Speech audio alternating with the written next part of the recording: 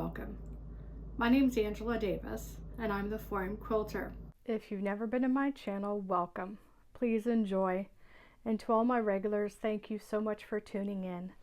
Today is all about show and tell.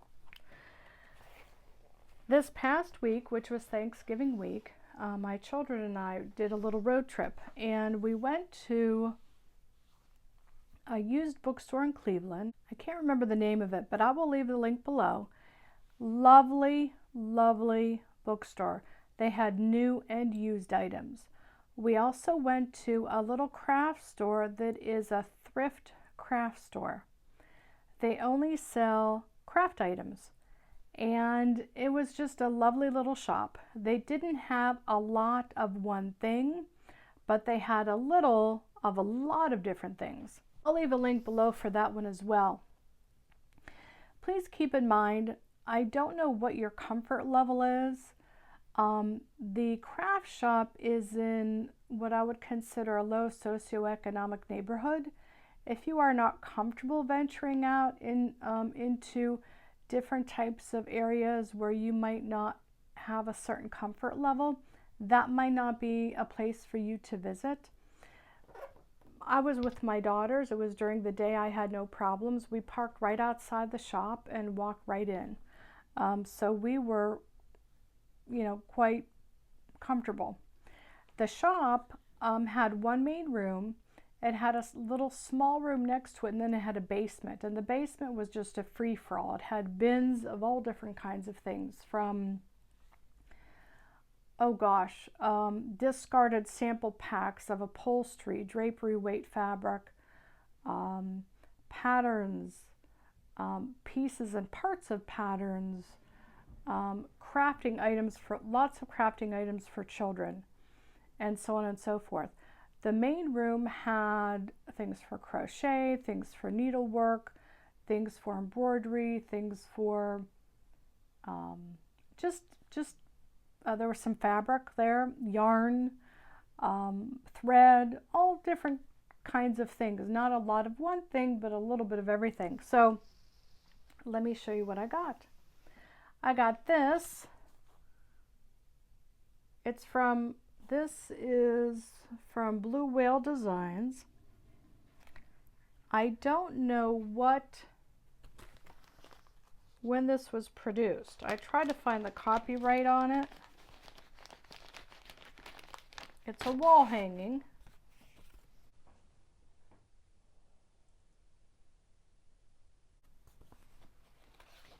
And I couldn't find the copyright on it. Oh, yes, 1995, right there. Right there. What I did was, I went into the basement of the craft shop, and inside the basement, you could take one of their bags, and they had a $3 bag, which was just a small little bag, or they had a big bag for $10, and you just fill up the bag. I grabbed the $3 bag and stuffed these inside of it. This one is Luscious Scrap Afghans to knit or crochet. Here's the back. My daughters crochet. I used to crochet a lot more than I do, but I still enjoy it, even though I don't do it a lot. This one is, it's called the Needlecraft Shop. That must be who the publication is from. The Needlecraft Shop. Let's see if I can find a copyright for this one.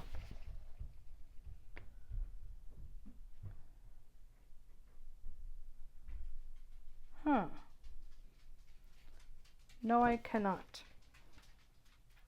Yes, 2002. Afghans to crochet or knit.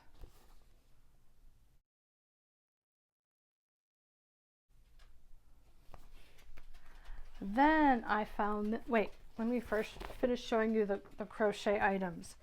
This is crochet, and this is copyright 2001. Cute, cute little handbags. Just cute.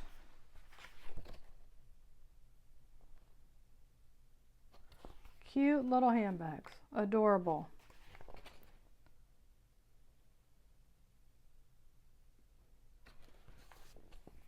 Cute. I also found this one, The Complete Book of Seminole Patchwork by Beverly Rush with Lassie Whitman.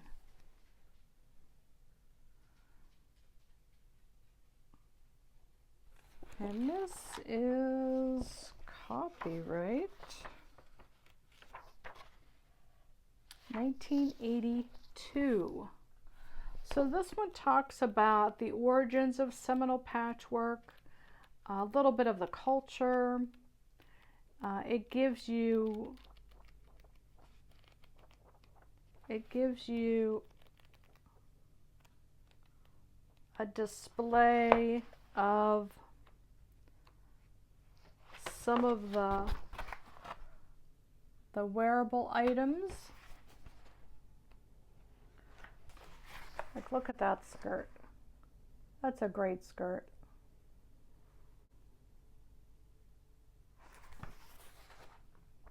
But it talks about, here's a couple other, here's a smock and a skirt. It talks about the origins of Seminole patchwork. It gives you some patterns. Here's a whole section on some clothing. It does give you some patterns. It talks about the cutting process. They use a strip method, just like we do. And then they talk about how they put the strips together in certain designs and they set them aside. And then when they're making clothes, they add those design elements into the garments.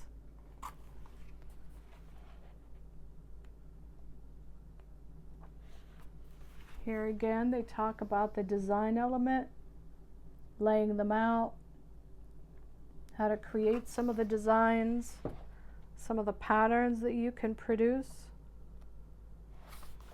There's a whole page, a whole display.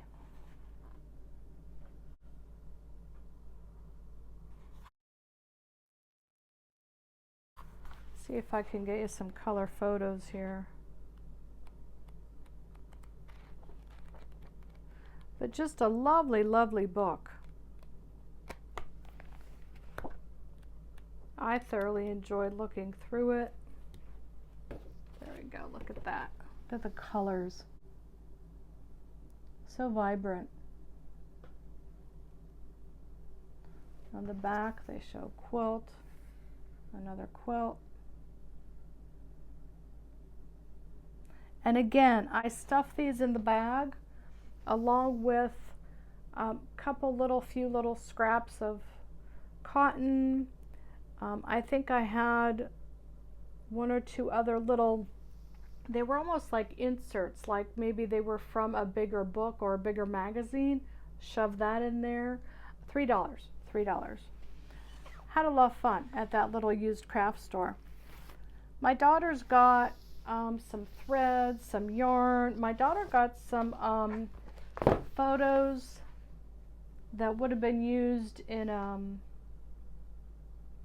during a presentation. Those kind of photos, they were, I forget the name of them, but they were square and the photo was inside and you put it in a big disc and then you click it and it would click to each, every time you click it, it would move the picture over, and as you gave the presentation, it would move along with the picture. Very, very, very nice. Oh, I have something else to show you. Hold on. It's sitting right over there.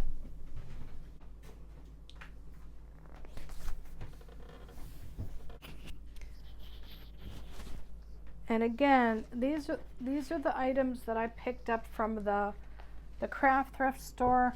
I shoved them inside a bag, the $3 bag. So when they were in the bag, they were sort of like this, so I could get them in the bag. But I made it work. Look at that. Isn't that pretty? That's a pattern for a tree skirt, Christmas tree skirt, appropriate for this time of year. And again, whatever I can fit into the bag, $3. Here's some of the inserts. I don't know if this was part of like a teaching module or part of a craft promotion where if you go in and purchase something, you get an additional page into your little book. But they had a bunch of these. There's a star. This one's called Block Party Quilt. Yeah, Block Party Quilt. Here's another one, Tropical Blues. Santa mug rug. Snowman. Perfect for this time of year. This one's called PowerPoint Placemat. This one's a little busy for my eyes. Certain patterns I can't do because my eyes get a little goofy. Another placemat.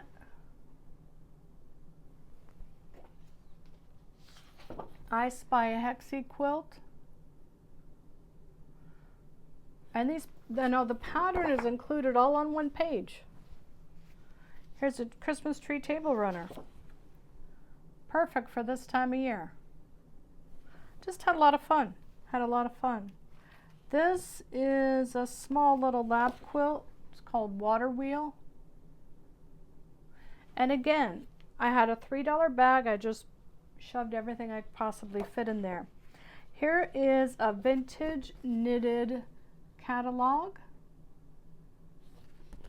Look at that. This was in Roman numerals, the copyright.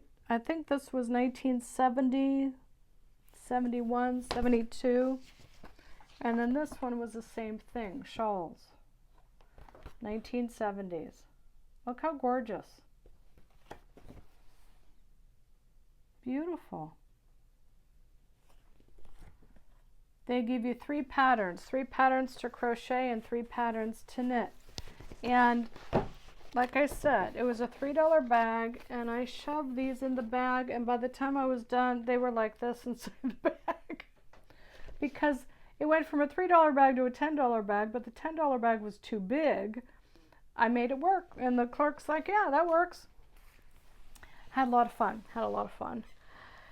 The second shop we went to was the Bookstore, and they had several quilt books that I really liked. However, I had to narrow it down to one. So I got the Quilt Engagement Calendar Treasury.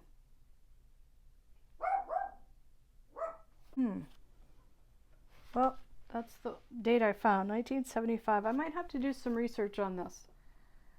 But each page has an antique quilt on it. Here's a picture of a gallery of quilts. But each page has a picture and just gives you a little synopsis of each quilt.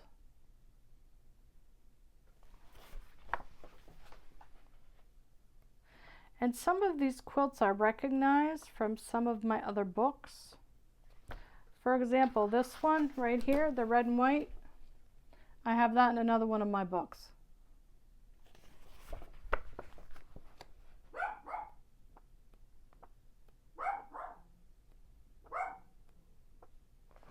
This one, I have that one in another one of my books.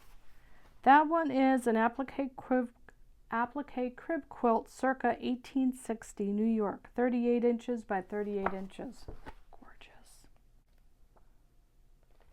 Oh, pieced and applique flower pot. Is that gorgeous? Beautiful. Pieced and applique quilt pot of flowers circa 1860, Ohio. 78 inches by 78 inches. Gorgeous.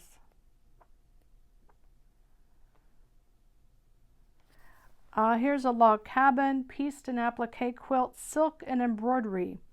1870, found in New Jersey, 76 by 62 inches.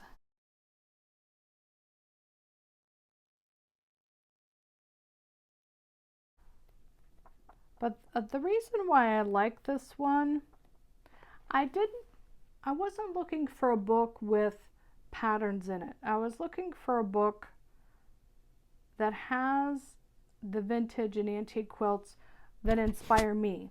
And even though I don't do a lot of applique, I do a little bit of applique. And it just inspires me when I look at these quilts and think, oh my goodness, you know, probably took her a lifetime to create this. This one I want to show you is Crewel Embroidery Wool Coverlet Medallion, 1850 to 1930, New England, 97 inches by 98. At that. That coverlet would have gone on a bed. Beautiful, beautiful, absolutely beautiful. And I just sit and look at these and get inspired by them. Not just inspired by the color, but the placement and the layout and the thought that went into it. You know, here they are, no internet, no library. Oh, maybe they do have a library.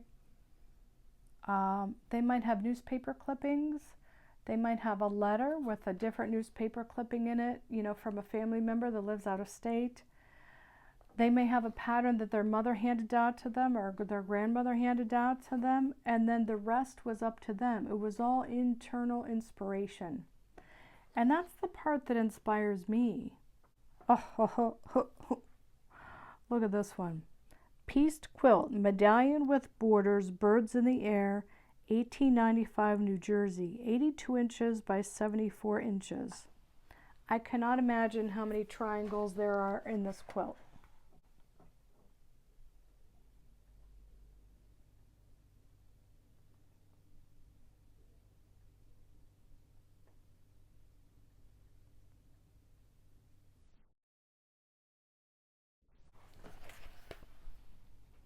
Wow. Wow. That's amazing. I mean, it's beautiful. Absolutely beautiful. Just beautiful. And I can't imagine how many hundreds and hundreds of triangles there are in that. No rotary cutter, no speed cutting techniques. Now they do give you some patterns in the back. Like for example, oh, Mariner's Compass. There's a pattern. My goal in 2025 is to make a Mariner's Compass. And also gives you on the other page the block pattern. And it gives you the pieces.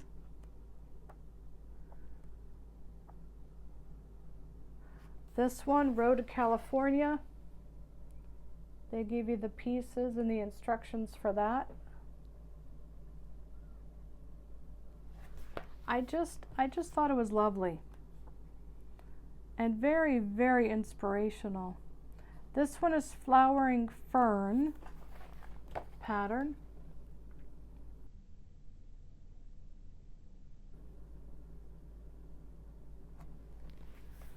Applique. And there's the pieces to it.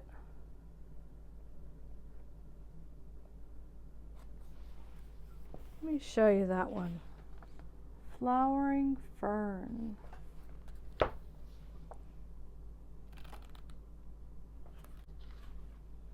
There it is. There it is. Flowering Fern.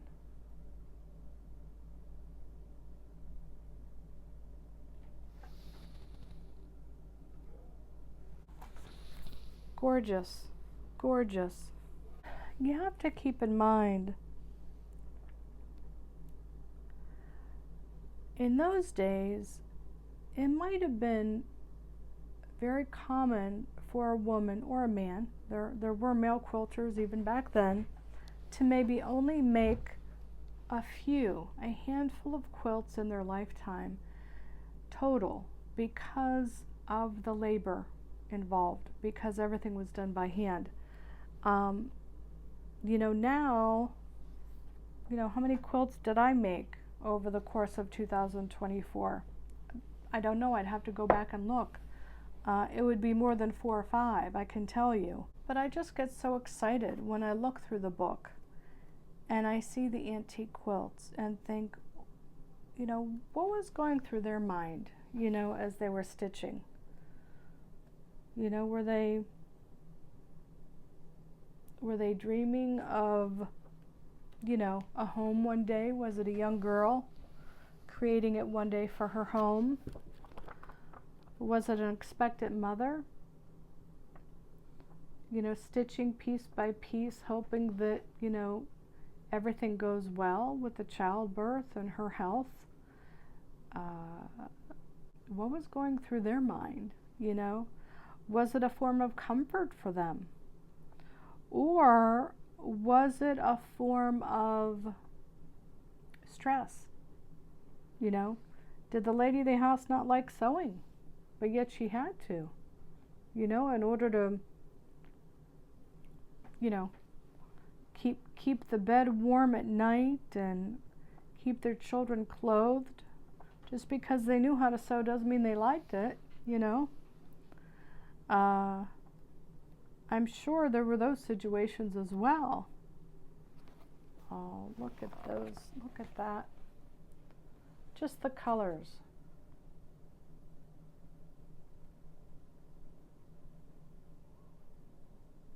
Gorgeous. So I often wonder, I'm sure some of the thoughts were not very dissimilar to mine, How am I going to pay my bills, Is my family safe? Those types of things.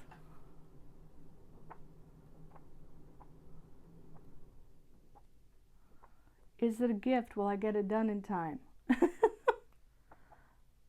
It's just fun, to ponder and think about, what was that maker thinking when they put that quilt together? What was the occasion?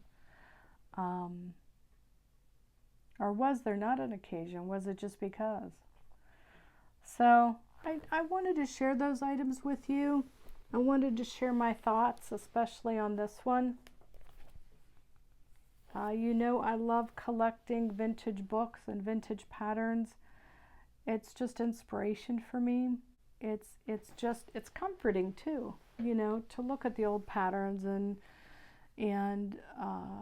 think about, who was the last person that handled this pattern and what did they make with it, And it's time to pass it on, I've got it now, so what am I going to do with it, So just fun little treat. I wanted to do a show and tell for you. It is the Monday after Thanksgiving. I hope you all had a lovely holiday. Thank you so much for joining me today. If you enjoyed this, give it a like, subscribe. It helps with the algorithm. I will see you next time. My name's Angela. I'm the 4am Quilter. And remember, why sleep when you can sew? Bye.